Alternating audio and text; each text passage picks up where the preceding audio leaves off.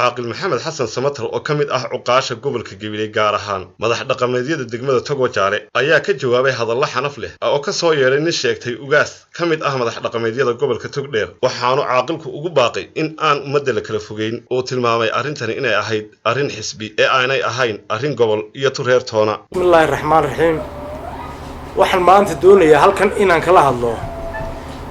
nin ugaas sheeganay oo xalayto ka hadlayay burco oo cambaaraynayay beesha Subeerawan oo Sacad Muuse iyo Gebili iyo Muuse aan waxbaba reebin hase yeeshee sheeganayo inuu yahay ugaaska guud ee beesha ee habar jeclo waxaan leeyahay la adigoo ugaasa ayaad haddana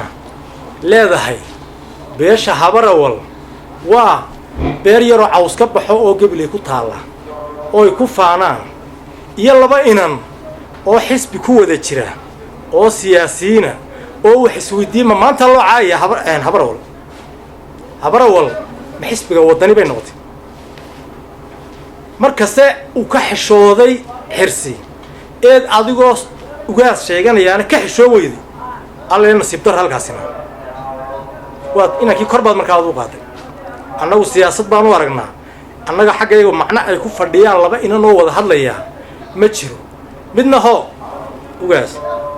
adaa iga doonay tacabaydhe maantaba hadduu timire caayaayo hase yeeshee adiga u raaci mayna taada hadduu Gabiley ceeb leeyahayna waa la yaqaan haddii Habarawal ceeb leedahayna waa la yaqaan hadday beer yihiinna dee adeero maanta isweydiin maynee cid kale oo kuugu dhaarata waxay yihiin ayaa kuu iman mana jeclayn adigoo hankaagu halkaa taagay inaan kulaba hadlo hase yeeshee haddana waan u adkaysan waayey maanta waxa aad ku kacday tee talna aad sheeganayso alla ilaahay waxaan leeyahay waxgaradka salaadiinta siyaasiyiinta odayaasha intuba xaal ha siiyaan Subeer Awal Sacad Muuse iyo gobolka Gabiley intuba xaal ha siiyaan adiga in lagu caayo cid may ahayn hase yeeshee teetalka aad sheeganayso ayaa keenaya